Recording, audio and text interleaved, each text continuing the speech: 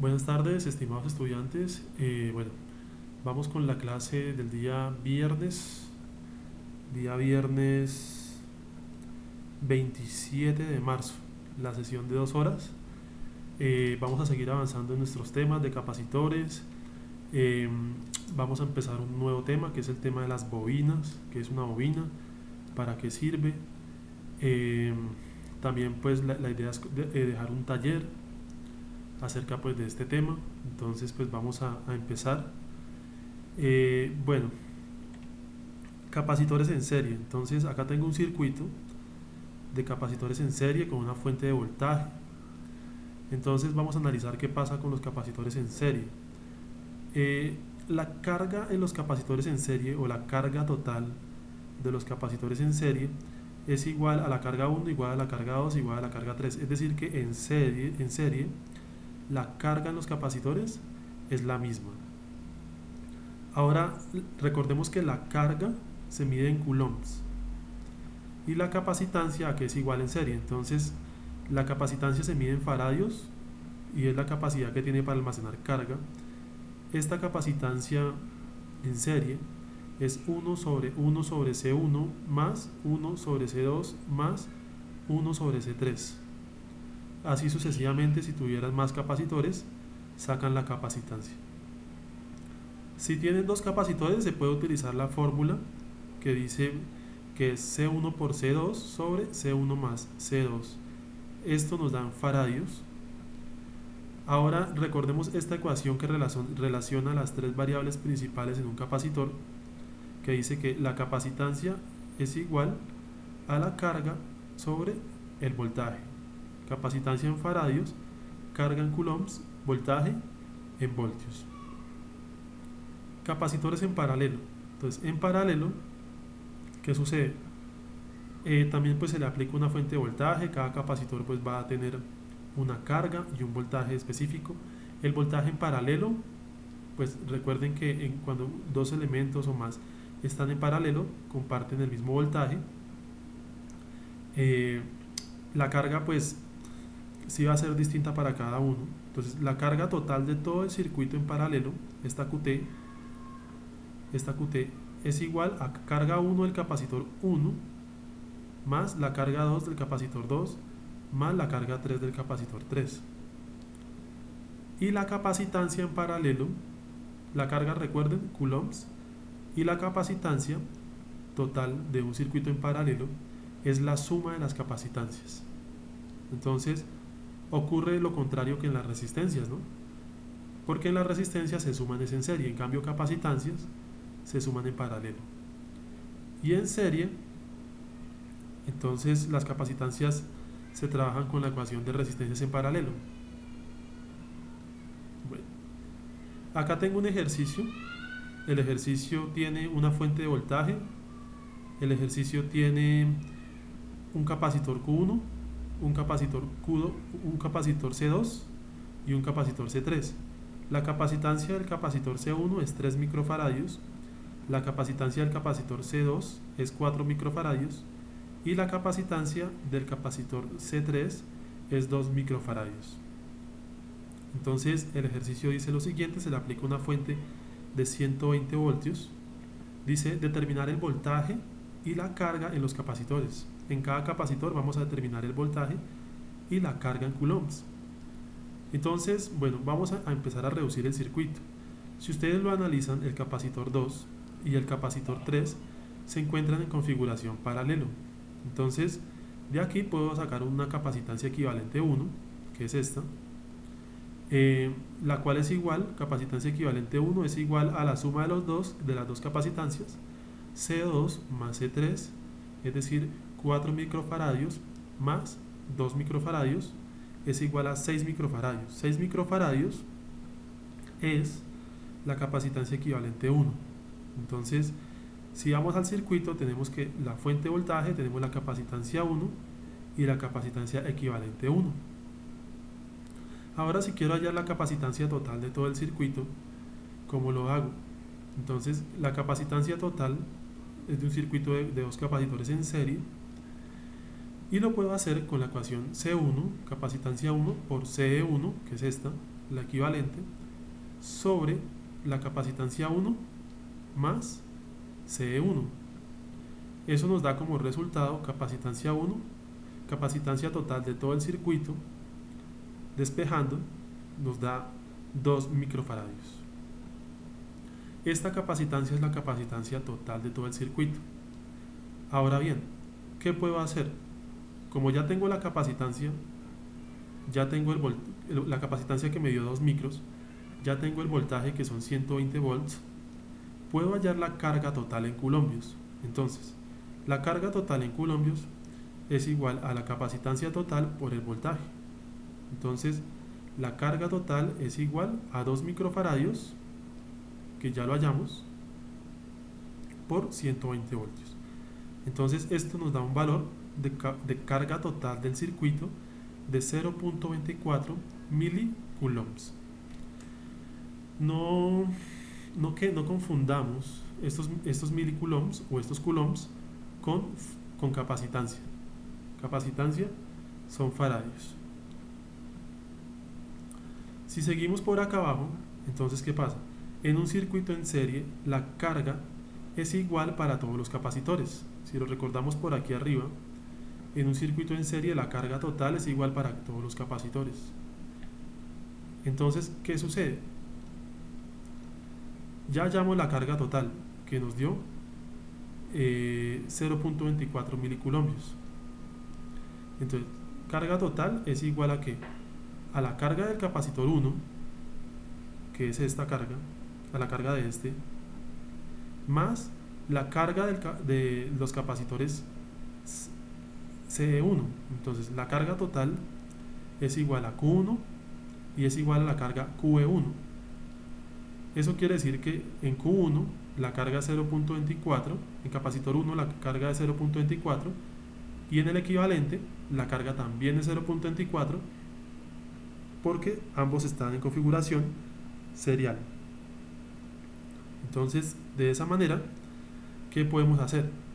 Podemos hallar lo que sería la capacitancia, podemos hallar el voltaje en E1. ¿Cuál voltaje en E1? El voltaje que hay acá. Este voltaje lo podemos hallar. ¿Cómo lo podemos hallar? Pues nosotros ya conocemos la capacitancia E1, que nos había dado 6 microfaradios. Ya conocemos QE1, que es 0.24 milicoulombs.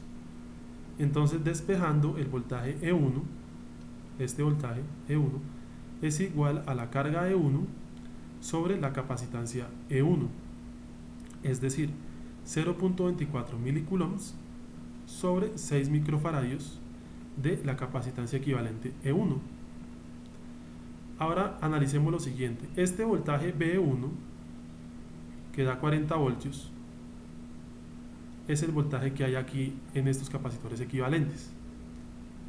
Pero como se encuentran en configuración paralelo, entonces si venimos a mirar aquí el circuito, el voltaje del capacitor 2 es igual al voltaje del capacitor 3 porque están en paralelo, y B1 nos dio 40 voltios, es decir que ambos tienen el mismo voltaje. B2, capacitor 2, tiene el mismo voltaje del capacitor 3, que son 40 voltios. Si seguimos por acá, podemos hallar el voltaje del capacitor 1. ¿Cómo podemos hallar este voltaje? Que es este de acá. Ya conocemos su carga, que es 0.24 milicoulombs. Ya conocemos su capacitancia, que es 3 microfaradios. Dividiendo nos da 80 voltios. Si ustedes lo analizan, estos 80 voltios tienen sentido. ¿Por qué? Porque la fuente es de 120 voltios y si aquí caen 80 voltios, aquí caen los otros 40. Si aquí caen los 80, aquí caen los otros 40 y da los 120. Ahora bien, ¿cómo podemos hacer nosotros para calcular lo que serían las cargas. Entonces, ya sabemos la carga Q1, que es 0.24 miliculomos. Ahora bien, ¿cómo hallamos la carga Q2? Entonces, la carga Q2, que es la de este capacitorcito de acá, esta carga, ¿a qué es igual? Es igual a la capacitancia 2, que es 4 microfaradios, la capacitancia de este, multiplicado por el voltaje, que son 40. Eso quiere decir que Q2 es igual a 0,16 miliculomos. Q3 también lo podemos hacer así, que es capacitancia 3 por B3. Entonces Q3 es igual a 2 microfaradios, que son los 2 microfaradios de este señor, multiplicados por el voltaje que le cae, que son 40 volts. Entonces Q3 es igual a 0.08 miliculomos. ¿De dónde salieron estas dos ecuaciones? ¿De dónde salió la ecuación de Q2 y Q3? Estas ecuaciones salen, por aquí arriba lo tengo, salen de esta ecuación muy famosa de los capacitores, que dice que capacitancia es igual a carga sobre voltaje.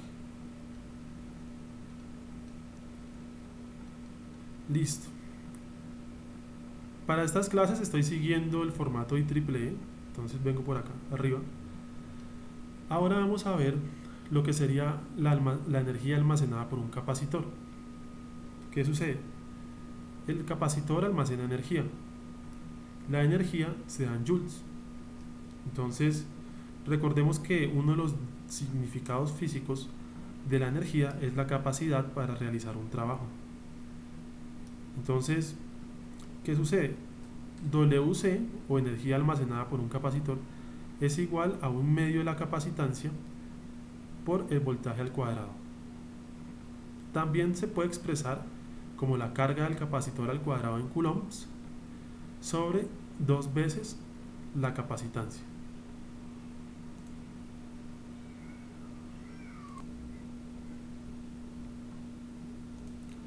Bueno, teniendo eso presente, muchachos, vamos a empezar a hablar de un tema bastante interesante que se llama los inductores. El tema de los inductores es un tema muy amplio y tiene muchísimas aplicaciones, de las cuales pues les voy a poner también una lectura, así como ocurrió con los capacitores. Entonces, ¿qué hace un inductor? Un inductor también almacena energía en forma de campo magnético. En cambio, un capacitor lo hace, pero en forma de campo eléctrico. ¿Qué sucede? Cuando esto que está acá es un conductor, imagínense que es un alambre de la protoboard o es cualquier cable. Cuando por un cable circula una corriente eléctrica, llamémosla ahí, cuando circula una corriente eléctrica, alrededor de ese cable se generan unos flujos magnéticos, dando paso a un campo magnético. Es decir, que cuando circula corriente en ese cable, se genera un polo norte y un polo sur. En ese momento se generan unas líneas de flujo magnético. Por lo general, o no por lo general, siempre las líneas de flujo magnético van del norte a sur, haciendo la analogía como en las cargas de positivo a negativo, pero en este caso son líneas de flujo magnético. Entonces, siempre que circule una corriente por un conductor, va a generarse un campo magnético. En este caso, si nosotros enrollamos el conductor, le damos vueltas, tipo espira, pues se genera una bobina. Es decir, un conductor enrollado es una bobina que almacena energía en forma de campo. ¿Qué sucede? Las bobinas también toman otro nombre, que son los inductores. Entonces, no se les olvide la distribución. Este flujo pues no se ve, pero ahí está. Es decir, que si le acercamos un material metálico, se puede ver atraído. Ese es el principio de los electroimanes. Entonces, ¿qué pasa? Hablemos, bueno, si la capacitancia es a los capacitores y la resistencia es a resistores, entonces la inductancia va a ser para los inductores. Entonces, la inductancia determina la fuerza del campo magnético alrededor de la bobina debido a una corriente aplicada. Es decir, si la inductancia es grande, la fuerza del campo magnético alrededor de la bobina también va a ser muy grande. Y todo esto debido a la corriente que se le aplica. Si no se le aplica corriente a la bobina, no va a existir campo magnético. Entonces, inductancia para las bobinas. ¿En qué se mide la inductancia? Esta inductancia se mide en una variable que se llama Henrys y denotado por la letra H. Por acá tengo pues otra definición de lo que sería la inductancia. Entonces, un Henry es el nivel de inductancia que establecerá un voltaje de 1 voltio a través de la bobina debido a un cambio de la corriente de 1 amperio segundo. ¿Qué quiere decir esto? Que si la corriente no está cambiando en una bobina, no va a haber voltaje. Entonces, eso es algo que vamos a ver un poquito más adelante en esta clase, y es que si no hay cambios en la corriente que pasa por la bobina, pues no va a haber voltaje en ella. El voltaje en la bobina siempre se va a dar cuando existan cambios de corriente. En cambio, en un capacitor la corriente siempre va a estar siempre y cuando existan cambios de voltaje. Vamos a hablar de lo que es el voltaje inducido. ¿Qué es el voltaje inducido? El voltaje inducido parte de una ley que se llama la ley de la inducción electromagnética de Michael Faraday. ¿Qué pasa? Supongamos que tenemos aquí un imán y acá otro imán. Acá tengo el polo norte y acá tengo el polo sur. Entre ellos dos se generan estas flechas que están acá, que van de norte a sur, que son las líneas de flujo magnético. ¿Sí? Ahora, ¿qué pasa si nosotros en medio de este flujo magnético metemos un conductor? En este caso, si metemos una bobina ahí, en este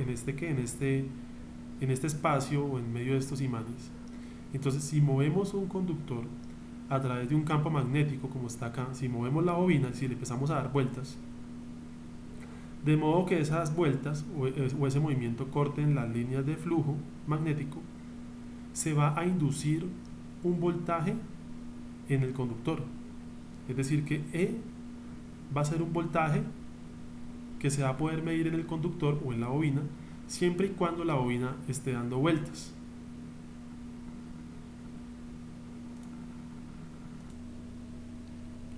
Les voy a poner un video en donde está la ley de Faraday.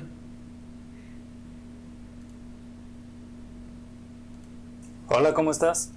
Mi nombre es Fabián Razo, soy instructor en la empresa Trafomex y en esta ocasión vamos a revisar qué es la ley de Faraday. Michael Faraday fue un físico y químico británico que nació en Londres en 1791 y fue el descubridor de la inducción electromagnética.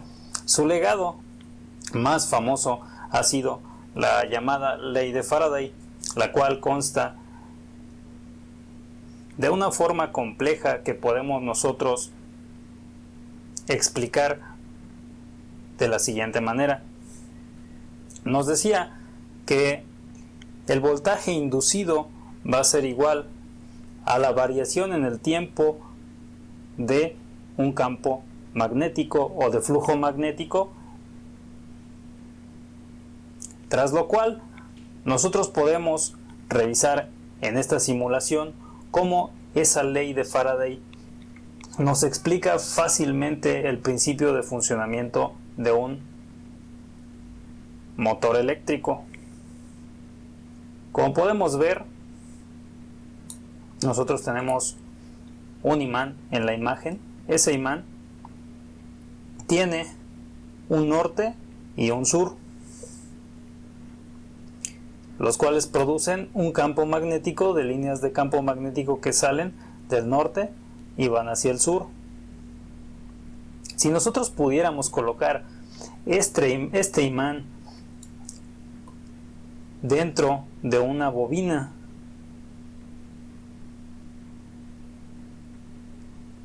veríamos que la ley de Faraday queda completamente fácil de entender, puesto que la variación del flujo magnético en el tiempo produce un voltaje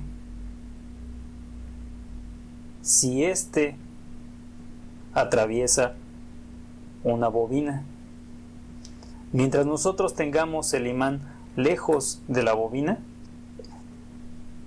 no hay ninguna generación de voltaje. Nosotros podemos ver en la imagen que existen dos bobinas, una más corta y una más larga.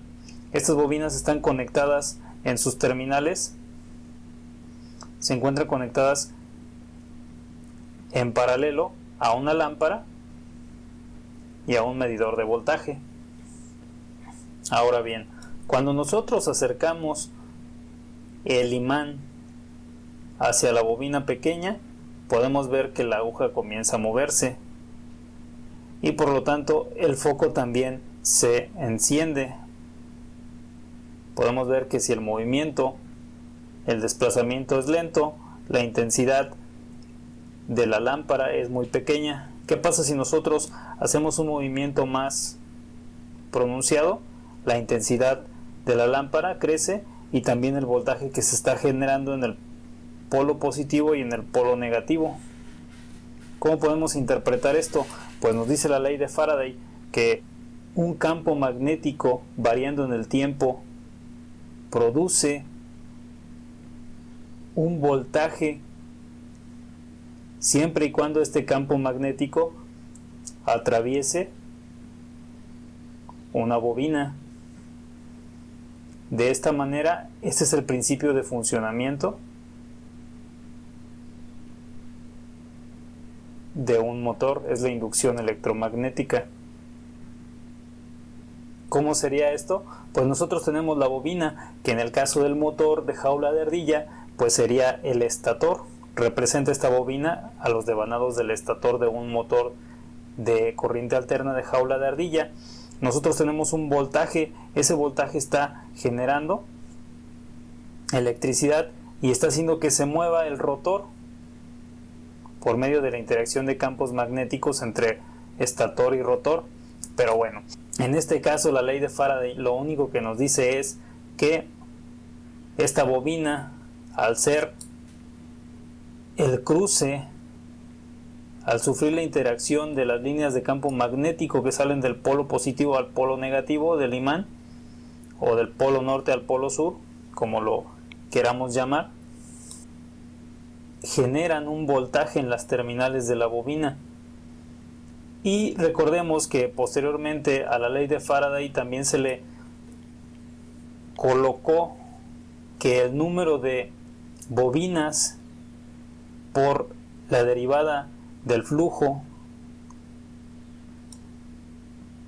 entre la derivada del tiempo nos ocasiona que mientras más espiras tengamos nosotros, más voltaje vamos a estar generando si el mismo campo magnético atraviesa una bobina con más espiras.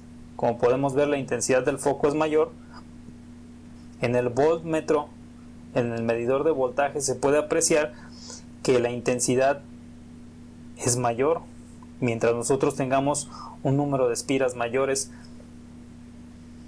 ¿Qué podríamos decir de esto? Esto también es el principio de funcionamiento de un generador eléctrico. Tenemos el movimiento de un campo magnético, tenemos unas espiras donde se está generando un voltaje.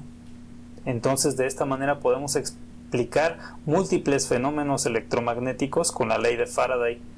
Si nosotros dejamos fijo el imán y de alguna manera pudiéramos lograr que este imán cambiara entre norte y sur, alternar entre norte y sur, también habría un cambio en el campo magnético y por lo tanto habría también un cambio en la generación de voltaje, de negativo a positivo, de positivo a negativo, y lo podemos ver a continuación.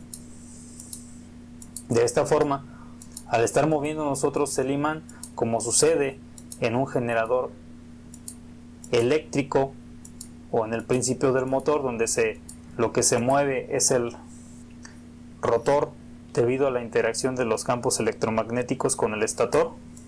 Aquí podemos ver cómo estamos generando energía eléctrica por medio de un imán y una bobina. Este experimento se puede hacer también en físico. Como podemos ver, al nosotros mover el campo magnético del imán, tenemos una generación de energía eléctrica mucho mayor en la bobina que tiene más espiras. Y esto ha sido todo. Espero que te guste este tema, y si quieres que expliquemos algún otro fenómeno.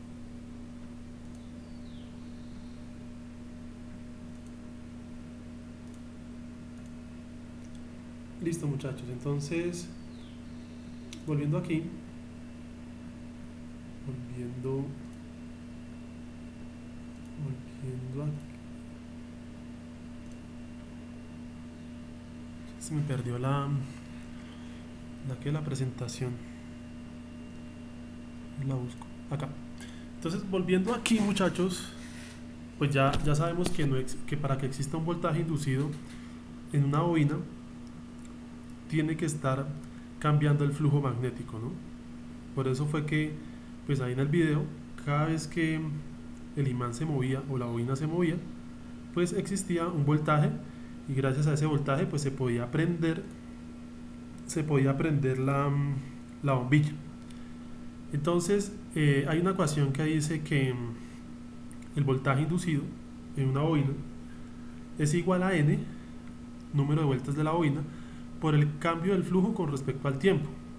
Entonces este delta phi son las líneas de flujo magnético y se miden en Webers. Entonces mientras más rápido estén cambiando esas líneas de flujo, vamos a tener más voltaje inducido, y ese voltaje pues va a ser la energía necesaria para prender bombillas, activar circuitos, etc.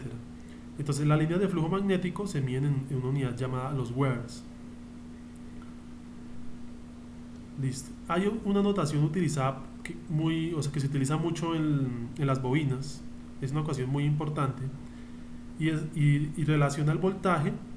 Dice que el voltaje en una bobina BL, esta ecuación es súper importante, sobre todo para la parte electrónica, es igual a la inductancia L por la variación de la corriente con respecto al tiempo. ¿Qué quiere decir esto?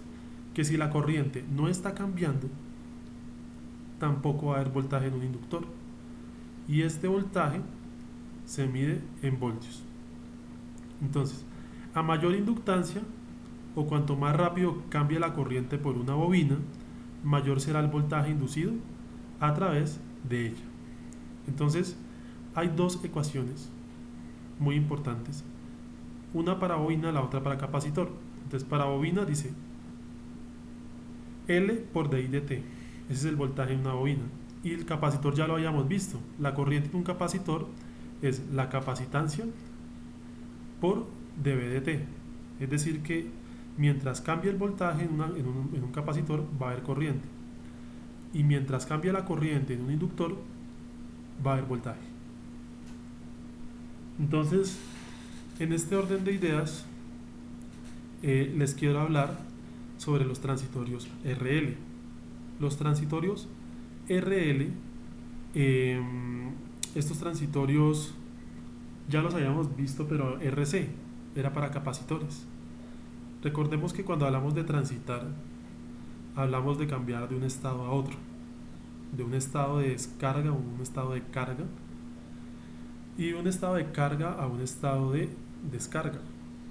Entonces la bobina funciona muy similar a un capacitor en cuanto que almacena energía en forma de campo magnético, pero los valores finales que ella va a alcanzar no van a ser de voltaje, sino de corriente. Entonces, empecemos hablando de la fase de almacenamiento en un inductor. ¿Qué pasa? Utilizamos el mismo circuito que se utiliza para cargar el capacitor. En este mismo caso, pues vamos a utilizar la misma bobina, el mismo circuito, una fuente, una resistencia, un inductor, un switch que cuando se va a cerrar va a iniciar a cargar la bobina. Lo va a empezar a hacer, se va a empezar a generar un voltaje en la resistencia, se va a empezar a generar un voltaje en el inductor también. Entonces, ¿qué sucede? Un inductor, cuando se carga completamente, se comporta como un corto, como un cable, como un alambre, y se va a cargar completamente en 5 taos. Entonces, ¿qué pasa? En el instante cero, cuando se cierra el switch, el inductor no hay corriente por él, ¿sí? Es un circuito ¿qué? Abierto. Como es un circuito abierto, no hay corriente en el instante cero, pero a medida de que él va pasando el tiempo, él se va volviendo un corto, hasta que deja conducir toda la corriente. Entonces, él llega a un valor máximo cuando se vuelve un circuito abierto un corto en este punto. Cuando él se vuelve un corto, atraviesa toda la corriente del circuito. La corriente máxima que va a almacenar él es el valor de la fuente E sobre la resistencia. Entonces hay una ecuación matemática que me sirve para definir esta curva, que es la corriente en el inductor en función del tiempo es igual a E sobre R, factor de 1 menos Euler. Recuerden que esto es Euler a la menos T sobre tau. ¿Qué sucede? En este caso, tau cambia. En los capacitores tau es resistencia por capacitancia.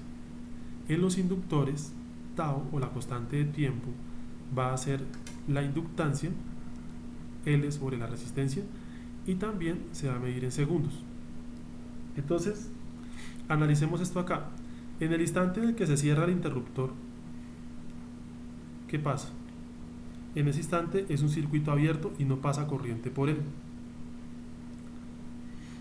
Esta gráfica que está aquí abajo es para el voltaje. Entonces, en el instante cero, el voltaje en el inductor es el mismo voltaje de la fuente. Es decir, BL es igual al mismo voltaje de la fuente.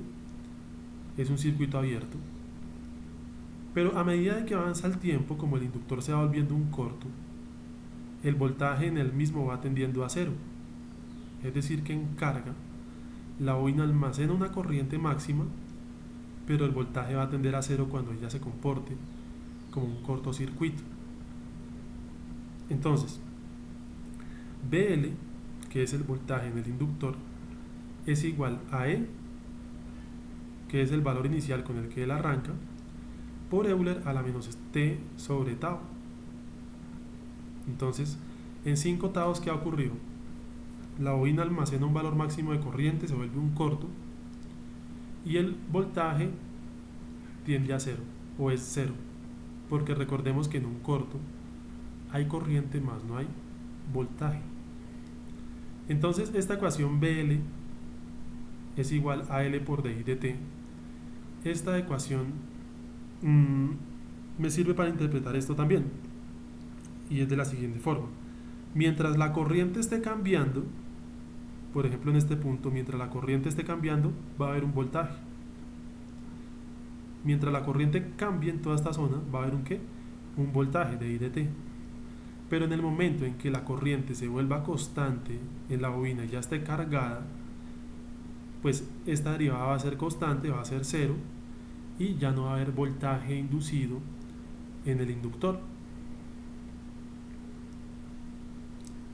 Entonces, cuando ella se carga en 5 taos, aquí ya este circuito es para 5 taos, se comporta como un corto, pasa toda la corriente y el voltaje en la bobina es 0 voltios. Ahora bien, analicemos lo que pasa con el voltaje en la resistencia. Entonces, en el instante cero no hay voltaje en la resistencia porque la bobina está abierta. Pero a medida que se comienza a cerrar, comienza a pasar corriente y comienza a haber voltaje en la resistencia. Cuando llega a 5 taos, ya es un corto, pasa toda la corriente, y en 5 taos el voltaje de la resistencia va a ser el mismo voltaje de la fuente, el mismo voltaje de esta fuente. Es decir, que el voltaje en la resistencia en carga también es creciente. Y lo podemos relacionar por medio de esta ecuación que dice que el voltaje en la resistencia es igual a E, que es la fuente, factor de 1 menos E, Euler, a la menos T sobre tau. Recordemos que lo único que cambia en esta ecuación es el tiempo. Tau es una constante, que es ¿cuánto? L sobre R, y se mide en segundos. Entonces, en carga, lo único que tiende a cero es el voltaje del inductor. Analicemos ahora lo que pasa en la fase de liberación o en la fase de descarga de un inductor.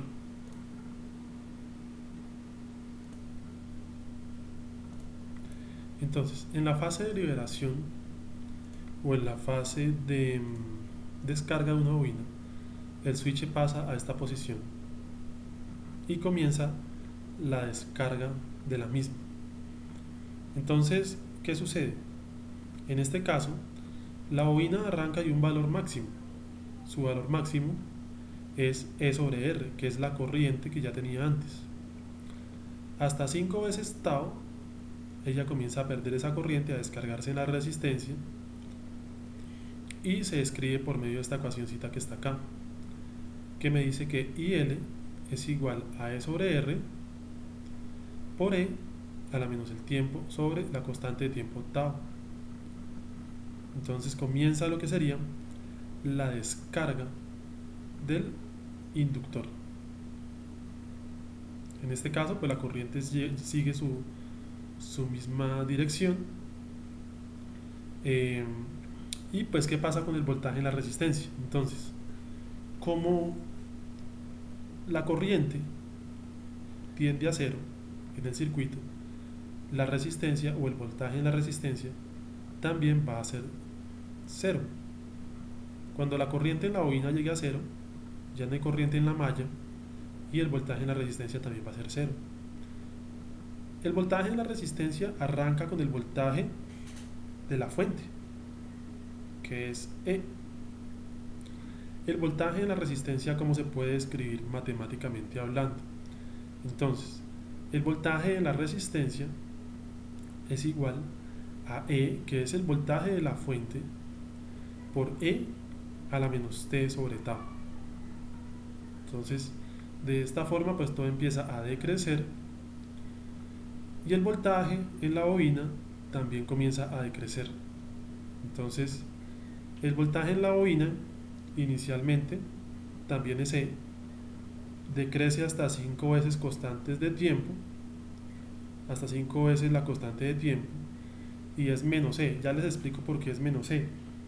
Porque el voltaje del inductor en la fase de descarga cambia de polaridad. Entonces, decimos que BL, en este caso la expresión matemática que me define esto, es BL igual a menos E, que es el voltaje de la fuente, por E a la menos el tiempo sobre tau. Entonces, ¿qué pasa en una bobina? En una bobina hay un principio muy importante que no podemos olvidar, que es que la bobina o inductor es un elemento que reacciona contra los cambios en la corriente a través de él. Entonces, si está cambiando la corriente en un inductor, ella va a generar una reacción. Y la reacción que va a generar es generar un voltaje que se opone al voltaje aplicado. El voltaje aplicado era E, ¿cierto? En este caso, el voltaje que se opone es menos E. Y este voltaje es proporcional al cambio de la corriente. Bueno, ¿qué sucede? Estos circuitos que están acá, muchachos, estos circuitos, o más bien este circuito es un circuito muy sencillo, ¿sí? Es un circuito que tiene una fuente, una resistencia y un inductor. Las ecuaciones pues son ya muy fáciles, ya están hechas, es solo coger y despejar. El tema viene cuando nosotros tenemos circuitos más complejos que toca reducirlos al equivalente de Thevenin.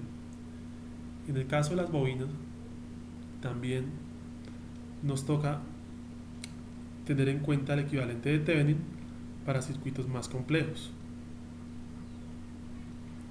En el equivalente de Thevenin, recordemos que el equivalente de Thevenin es una fuente de voltaje en serie con una resistencia.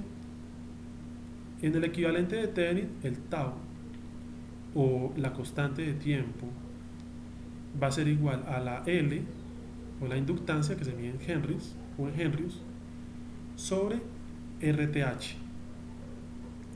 Ya no es R sino es RTH.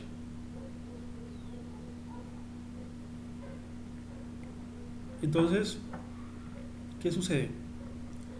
Acá tengo un ejemplo de cuándo se puede aplicar el equivalente de Thevenin en estos casos.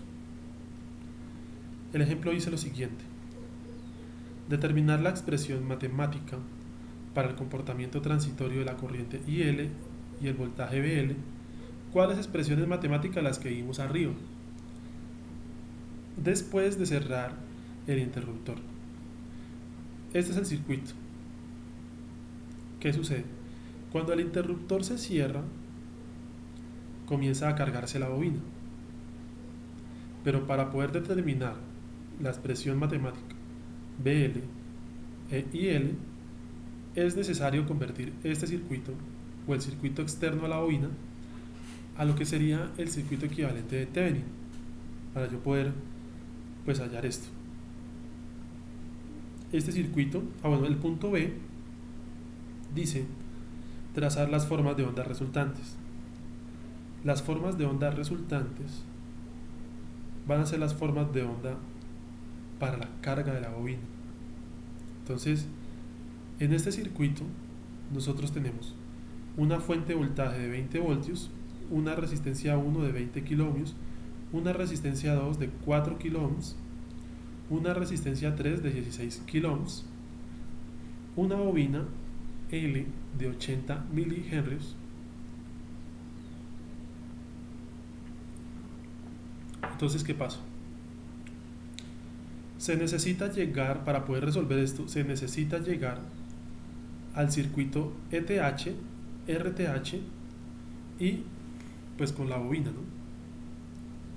Recordemos que el equivalente de Thevenin es el equivalente externo a la bobina, que este va a ser su punto A y que este va a ser su punto B. Y todo esto lo vamos a hacer una vez se cierra el interruptor. Entonces, en este circuito, lo primero que vamos a hacer es calcular el equivalente de Thevenin. Necesitamos calcular el equivalente de Thevenin, el circuito equivalente de Thevenin.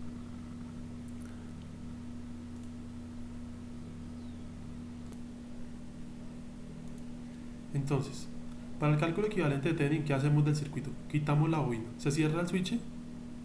Acá se cierra este switch. Y una vez se cierra el switch, quitamos la bobina. Entonces, ¿qué pasa? Si quitamos la bobina de este circuito, nos queda aquí el punto A y aquí el punto B. Quitando la bobina, nos queda el punto A, el punto B, y vamos a hallar el equivalente de Thevenin, el circuito, que es este, y esta resistencia. Entonces, en Thevenin, lo primero que uno hace es apagar las fuentes para calcular la resistencia de Thevenin. Entonces, la fuente de voltaje, que es esta, ¿cómo se apaga? Se vuelve ¿qué? Un cortico, y vamos a hallar la resistencia que hay entre el punto A y el famoso punto B. Entonces, si ustedes lo analizan, R2 y R3 están en configuración serial, es decir, que estas dos las puedo convertir en una RE1, que es R2 más R3, que me da 20K. Estos 20K es este RE1, ¿cierto? Ahora, si ustedes lo analizan, el punto A es este, que está acá, y el punto B es este. Entonces, al final, la resistencia entre A y B es el paralelo entre R1 y RE1. Entonces, esa resistencia entre A y B es la misma resistencia equivalente de Thevenin, que me dice que tengo que R1 en paralelo con R1. R1 es cuánto? R1 es 20 y RE1 también me dio 20. Entonces 20K en paralelo con 20K me da 10K. Y estos 10K es la resistencia entre A y B y es la misma resistencia equivalente de Thevenin. Esta RTH es la que pondríamos aquí arriba en esta fórmula para poder hallar tau. Ahora para el cálculo de ETH. Entonces, para el cálculo de ETH nuevamente hay que encender las fuentes. Entonces, la fuente que estaba apagada, que era esta, la prendemos. Acá la prendemos. Prendemos la fuente. Nuevamente me queda R1, me queda R2, R3, el punto A, el punto B. Entonces lo que hay que hacer es calcular ahora ya no la resistencia entre A y B, sino el voltaje entre A y B. Entonces, ¿qué pasa? ¿A qué es igual el voltaje entre estos dos puntos? Que es el mismo ETH. El punto A es este mismo punto de aquí arriba. Y el punto B es tierra, ¿no? El voltaje entre A y B es el voltaje entre A y B, que es este. Entonces, si ustedes lo analizan, el circuito es un circuito en serie que tiene 3 resistencias y una fuente. Entonces, para calcular este voltaje AB, puedo utilizar una famosa regla que se llama la regla del divisor de voltaje. ¿Por qué la regla del divisor de voltaje? Porque en un circuito en serie es donde se divide el voltaje. Y así calculo VAB, que es el mismo ETH. Entonces, ETH o el voltaje VAB es igual a ¿qué? Utilizando la regla del divisor de voltaje. Démonos cuenta que entre estos dos puntos, entre A y B, hay dos resistencias que son R2 y R3. Por eso aplicamos la regla del divisor de voltaje de la siguiente forma, y es voltaje equivalente de Thevenin es igual a R2 más R3, que es estas dos, sobre la suma de R1, R2 y R3. Y esto lo multiplicamos por E. ¿Cuál es esta E? Esta E es el voltaje de la fuente, que son 20 volts. Entonces, cuando hacemos eso, nos queda 20 sobre 40 por 20 y me da 10. 10 voltios es ETH, que es el voltaje entre A y entre B, utilizando la regla divisora del voltaje. Entonces, ya tengo ETH, ya tengo RTH. Ahora puedo venir acá y armar el circuito equivalente de Thevenin. El circuito equivalente de Thevenin consta de la fuente ETH, que es 10 volts, consta de la resistencia de Thevenin, que son 10 kiloohms, el punto A, el punto B, y coloco nuevamente el inductor, que es de 80 milihenries. Entonces, ¿qué pasa? En este punto yo ya puedo hallar lo que me están preguntando, y es determinar la expresión matemática para el comportamiento transitorio de la corriente y el voltaje. ¿Por qué ya puedo hallar IL y BL? O esas expresiones matemáticas en función del tiempo, ¿por qué las puedo hallar ya? Porque ya tengo el circuito básico, que es fuente, resistencia y inductor. Entonces, ¿qué pasa? Aquí ya puedo venir a hacer mis cálculos. Entonces, IL, recordemos que en carga la bobina se va cargando hasta 5 veces tau, alcanza un valor máximo que es de ETH sobre RTH, que esa es la corriente máxima que alcanza, ETH sobre RTH. Entonces, pero antes de cualquier cosa vamos a hallar el tau. El tau es igual a L sobre RTH. L son 80 milihenries sobre 10 kilómetros. Entonces el tau, o la constante de tiempo en esta bobina, es de 8 microsegundos. 5 tau, pues 5 por 8, 40, es decir que en 40 microsegundos se alcanza esa corriente. Entonces IL, que es la expresión matemática, es igual a ETH sobre RTH, factor de 1 menos Euler a la menos T sobre tau, y L es igual a 10 volts sobre 10 kilómetros, factor de 1 menos E a la menos T sobre tau. Tau es 8 microsegundos. Finalmente, la expresión matemática para la carga de la bobina de corriente me da IL es igual a 1 miliamper, factor de 1 menos E a la menos T sobre tau. Entonces ahí ya tengo para IL.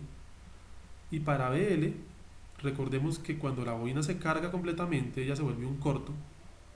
Hay corriente máxima, pero lo que pasa con el voltaje es que en 5 taus ya es 0. Entonces el voltaje en la bobina inicialmente es el voltaje de la fuente, que son ¿cuánto? 10 volts. Entonces, a medida que comienza a pasar el tiempo y llega a los 5 taus, ya se cae a 0, porque la bobina es un corto cuando se carga. La expresión matemática que describe este comportamiento es BL es igual a ETH, factor de E a la menos T sobre tau. Es decir, BL es igual a 10 volts por E a la menos el tiempo sobre tau. Y estas dos, IL y BL, son las respuestas a mi ejercicio. Acá tenemos otro igualito, cambia el circuito, toca hacer lo mismo, pero aplicando Thevenin, aplicando los principios que ya conocemos.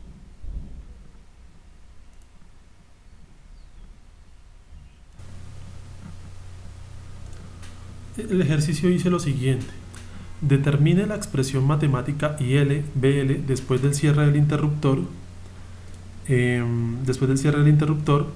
Trace las formas de onda. Entonces el ejercicio pues es muy similar al anterior.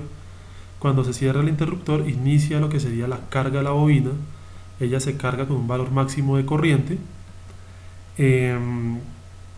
Entonces pues recuerden que para poder calcular IL y BL necesitamos llegar primero a lo que sería el circuito básico, que es una fuente de voltaje con una resistencia, que es el circuito de Thevenin. Entonces, para el cálculo del circuito de Thevenin, pues bueno, aquí se cerró el interruptor, se quitó la bobina, quedó abierto el punto A, el punto B. Entonces vamos a calcular RTH. Para calcular RTH, pues es importante quitar la fuente de corriente. ¿Cómo se apaga una fuente de corriente? Circuito abierto. ¿Cómo se apaga una fuente de voltaje? Corto. Y pues hallamos la resistencia equivalente de Thevenin entre A y entre B, que es R1 más R2, 12 kiloohmios más 24, me da 36 kiloohmios. Esa es la resistencia equivalente de Thevenin. Para el cálculo del ETH, o el voltaje entre el punto A y B, pues recordemos que lo que tenemos que hacer es nuevamente encender las fuentes, tanto la fuente de corriente que se había apagado, la fuente de voltaje. Este es el punto A, el punto B, y el voltaje equivalente de Thevenin es igual al voltaje entre A y B. Entonces, en este caso, el voltaje entre A y B se puede calcular de la siguiente forma: por la técnica de diferencia de potencial, el voltaje entre A y B es igual al voltaje de A menos el voltaje de B. Si ustedes lo analizan midiendo el voltaje de B, el voltaje de B es el voltaje entre este punto y tierra.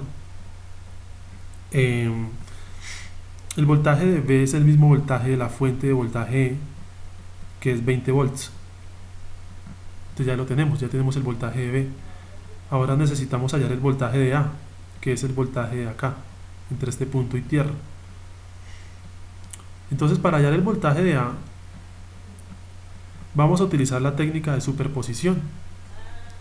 Entonces, el voltaje de A es igual a la corriente I1 por la resistencia R1. Entonces, para hallar el voltaje de A es I1 por R1, y pues aplicamos la técnica de superposición. Entonces, bajo I apagamos E. Necesitamos hallar I1. Necesitamos hallar ¿qué? Esta corriente. Entonces, para hallar esa, bajo I apagamos E. Tenemos R1, tenemos R2. Entonces, ¿qué pasa? Cuando la corriente viene por este punto, llega acá y se viene por la resistencia. Por aquí no pasa corriente. Entonces, I1' es igual a I, que es 4 miliamperios.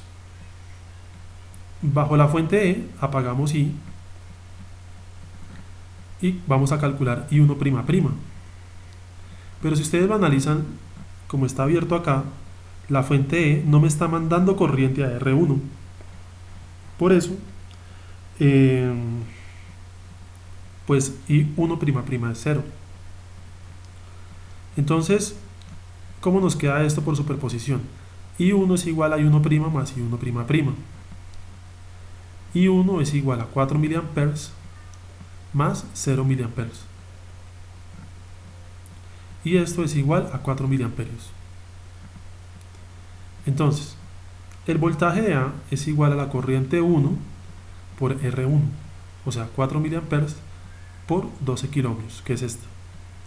Entonces, el voltaje de A es 48 voltios. Y el voltaje de B, ya lo habíamos dicho aquí arriba, es el mismo voltaje de la fuente, que son 20 volts. Entonces, que es 20. Entonces el voltaje entre A y B es BA menos BB, y esto me da 28 volts. Entonces, ¿qué pasa? Ya con este ETH y ya con la RTH que está por aquí arriba, ya podemos calcular el circuito equivalente de Thevenin, que queda ETH, la fuente de los 28 volts, la RTH, que son 36 kiloohms, y ponemos la bobina. Entonces, pues ahí ya podemos hallar el tau para carga, que es L sobre RTH, que es 2 milihenries sobre 36 kiloohms, y esto es igual a 55.55 milisegundos. En 5 veces esa constante de tiempo se carga la bobina con su valor máximo de corriente, y acá podemos calcular lo que sería la expresión matemática que describe este comportamiento, que sería IL. IL es ETH sobre RTH, factor de 1 menos E a la menos T sobre tau. Entonces, IL es igual a 28 volts sobre 36 kiloohms. Entonces, esto me da 0.77 miliamperes, factor de 1 menos E a la menos T sobre tau. Esta corriente de 0.77 miliamperes es la corriente máxima que alcanza en su carga. Cuando se carga en 5 taos, ella se comporta como un corto y el voltaje va a 0, como está acá. El voltaje en la bobina en el instante 0 es 28 voltios, porque es un circuito abierto, pero hay voltaje, que es el mismo voltaje de la fuente de Thevenin. Esto es 28. Entonces comienza el voltaje en el inductor, que es ETH por E a la menos T sobre tau. Entonces BL es igual a 28 volts, E a la menos T sobre 55.55 milisegundos, y de esta forma se cumple el cálculo de IL y BL para este ejercicio.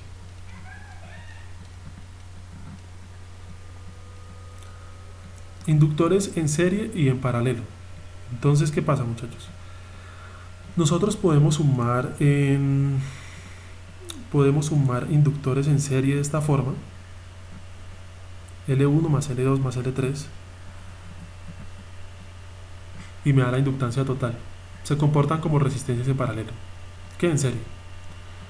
Y en paralelo se utilizan las fórmulas de resistencias en paralelo, que son 1 sobre L1 sobre 1 sobre L1 más 1 sobre L2 más 1 sobre L3. Entonces, lo interesante de los inductores es que se comportan igual que resistencias en paralelo.